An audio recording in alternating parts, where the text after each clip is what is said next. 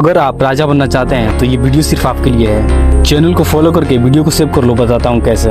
कभी भी कोई भी अगर राजा बनना चाहता है तो किसी भी देश का एक ही बार राजा नहीं बना जा सकता है। इसलिए सबसे पहले उनके जो छोटे छोटे टुकड़ों में राज्य जो बटे होते हैं उन राज्यों में पहले आधिपत्य जमाया जाता है। तो सबसे पहले हम जानेंगे कि जो राज्य होते हैं उनको अपने कंट्रोल में कैसे किया जाता है। देखो, राज्य दो प्रकार का होता है। पहला होता है गढ़ राज्य, दूसरा होता है राजशाही। पहला होता है गढ़ राज्य। उस गढ़ राज्य में क्या होता है, जैसे कि भारत है, यानी कि जो शासक है उसका शासक का चुनाव जनता द्वारा किया जाता है। दूसरा होता है राजशाही। राजशाही में क्या होता है, जो पहले से ही राजा है उसका लड़का राजा बनेगा, फिर उसका लड़का राजा बनेगा, इस तरह करके खानदानी चलता रहता है, उसको राजशाही कहता है। जैसे भारत में 80 साल पहले ये कार्यक्रम चलता रहता था, जो राजा बनता था फिर उसका बेटा राजा, फिर उसका बेटा राजा, इस तरह करके चलता रहता था। अब 80 साल पहले ही भारत में समाप्त हुआ है। अगर 4 तरीका आपको पता है तो आप राज्य को हमेशा के लिए अपने अंडर में कर सकते हैं।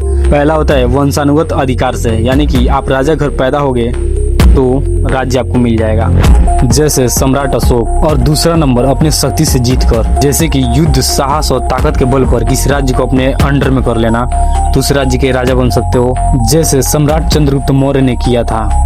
और तीसरा तरीका होता है दूसरों की मदद से, यानी कि किसी राजा के सेना की मदद से या उसी सेना में किसी ताकतवर सेनापति को अपने अंडर में करके उसके द्वारा राज्य को हड़पवा लेना, जैसे कि अंग्रेजों ने किया था। और चौथा होता है सौभाग्य से, परिस्थितियों या भाग्य के कारण राज्य मिल जाता है। कभी कभी परिस्थितियां ऐसी हो जाती हैं कि मजबूरी में किसी को राजा बनाना पड़ता है, जैसे कि राजा विक्रमादित्य को बनाया गया था। इस चैनल को फॉलो कर लो, 10 साल आगे पहुंचा दूंगा।